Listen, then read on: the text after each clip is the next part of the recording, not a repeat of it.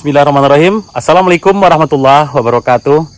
Apa kabar saudara semuanya? Semoga pada pagi ini sahabat semuanya dalam keadaan walafiat, tidak kurang satu apapun, serta dimudahkan oleh Allah SWT. Amin amin ya rabbal alamin. Selalu ceria dan tentunya tetap bersyukur. Jadi pagi ini saudara semuanya, kita berada di kebun sawit bibit PKS. Umurnya sekitar 8 tahunan.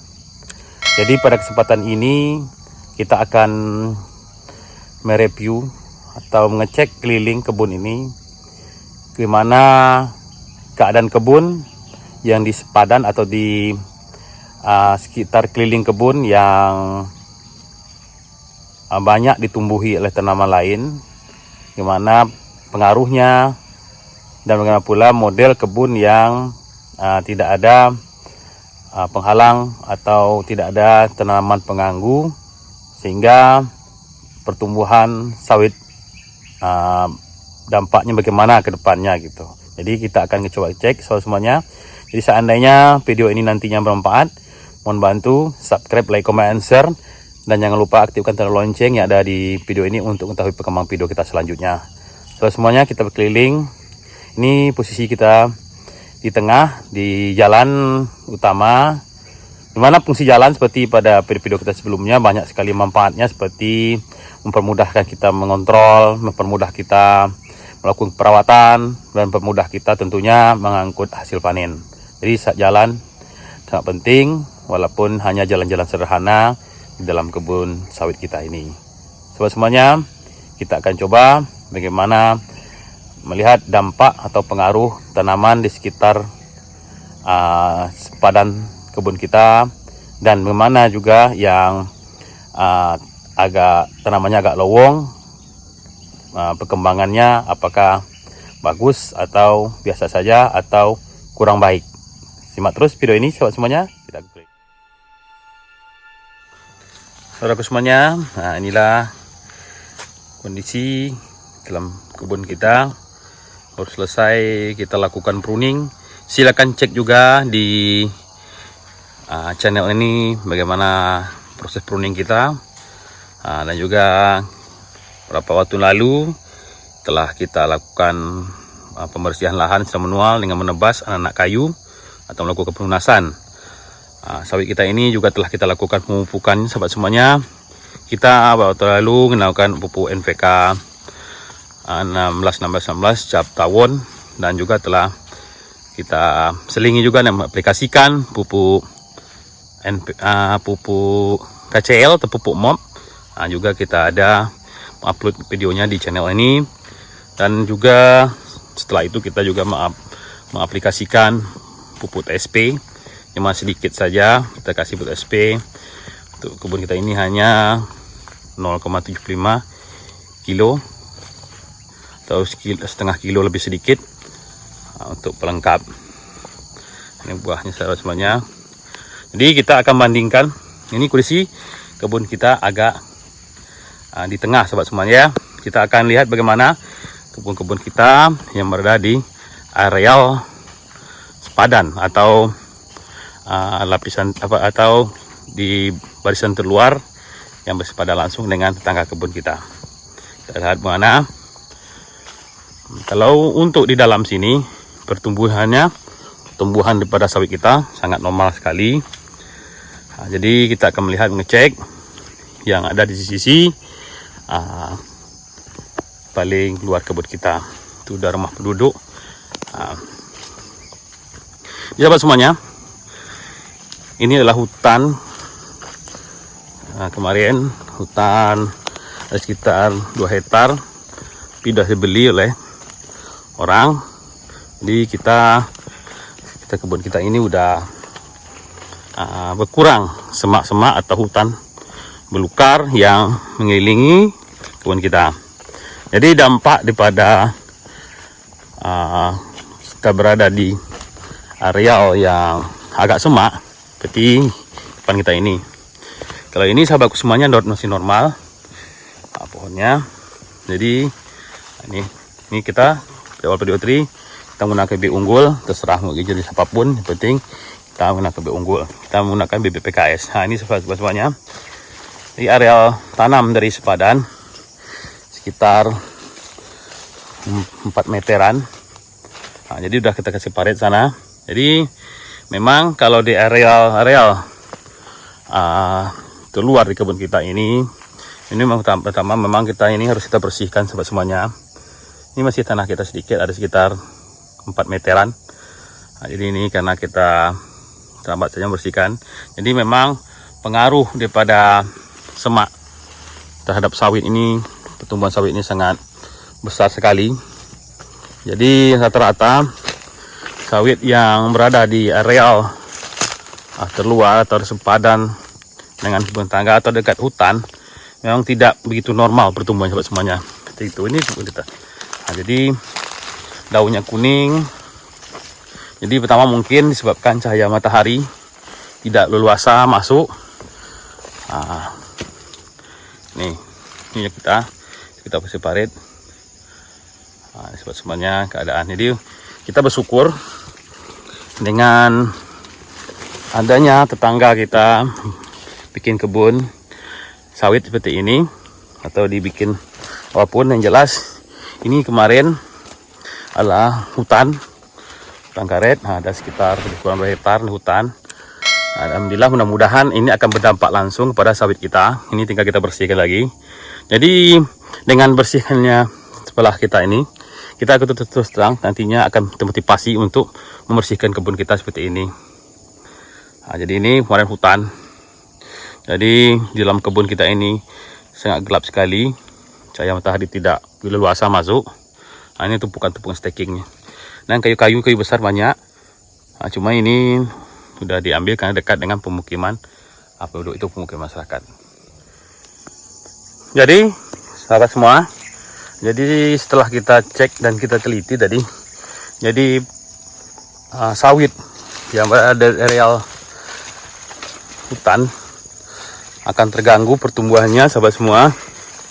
Itu perkirakan sekitar 2 baris atau 2 jalur tidak akan tumbuh secara normal seperti sawit yang berada di tengah kebun kita ini. Itu ini pelepahnya memanjang, buahnya pun seperti ini karena faktor daripada semak atau hutan yang mengganggu cahaya matahari masuk, tidak normal. Jadi pertumbuhan sawit kita pun kurang normal. Nah, dia memanjang seperti ini, buahnya pun kurang.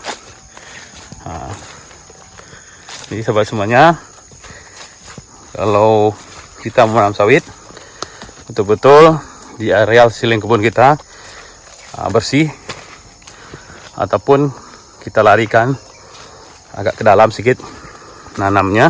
Cuma kita kemarin kebun ini adalah kebun yang sudah jadi atau kebun yang dijual oleh pemiliknya ketika udah mulai berbuah. Jadi ini kita akan bersihkan dari sepadan ini, sahabat semuanya. Ini akan kita tebas, kita tunas nantinya. Ini kemarin ini jatuh pohonnya dari sini. Nah, inilah kita syukur tangga kita ini udah menanam sawit.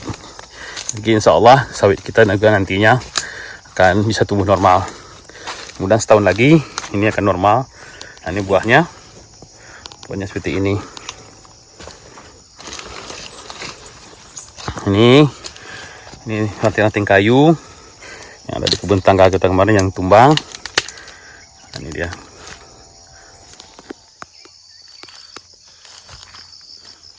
Jadi sahabat semuanya, nah, ini baru selesai kita pruning. Jadi kita menaruhkan pelepahnya lebih kurang 1,5 meter kiri kanan, dengan tujuan pertama untuk menjaga kelembaban. Dan kedua, setelah lapuk pelepah ini tentunya akan menjadi pupuk dan juga sebagai tempat untuk berkembang ya macam mikroorganisme. Dan juga setelah ini lapuk sekitar 2 bulan lagi kita akan lakukan pemupukan. Jadi di sekeliling ini akan kita tabur pupuk kimia. Dan biasanya ini setelah membusuk, telah mati, dah menghitam dan menjadi tanah, sinilah akan berkembang, situ kembang kiri kanan akar sawitnya nanti, akar-akar halusnya. Jadi ini kita aplikasi seperti ini. Jadi untuk manfaat hanya menjaga kelembapan, untuk nambah nantinya mikroorganisme bisa berkembang ke sana. Jadi untuk cara pruning seperti ini ada kita juga videokan kemarin, silakan juga simak di channel ini. Seperti ini sobat semuanya. Ini juga langsung jadi pupuk bagi pertumbuhan atau perkembangan daripada sawit kita nanti ke depannya. Sahabat semua, kita akan berada di sisi sebelah barat, yang berada di dekat kebun sawit. Jadi kebun karet. Jadi kebun karet inilah kebun karet tangga sebelah. Jadi lihat, sawitnya tidak normal pertumbuhan sahabat semuanya. Jadi sawit akan kalah pertumbuhannya dengan pohon karet. Jadi bagaimanapun perawatannya, bagaimanapun kita perlakuan pemupukan, tidak sebagus kita berada di areal atau tetangga-tetangga kita berkebun sawit semua.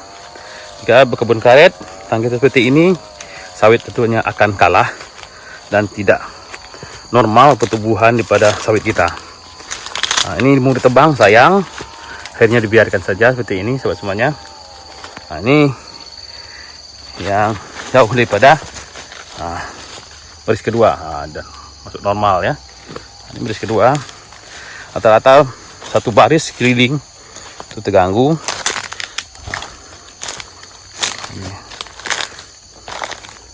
Batang titik kecil, buah pun tidak mau. Itulah sesuatu kelemahan kita kebun sawit berada di sekeliling kebun karet. Kalau tadi hutan, tapi alhamdulillah sudah ditebang. Mudah-mudahan nanti sawit kita bisa tumbuh normal.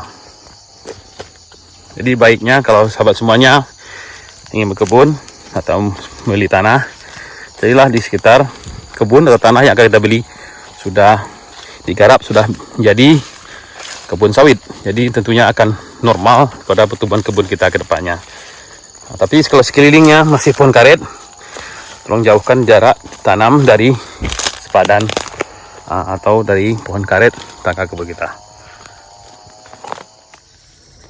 Demikianlah sahabat semuanya dimanapun berada, perjalanan singkat kita mereview gimana sawit yang di tengah dan sawit yang di sisi terluar atau di sepadan.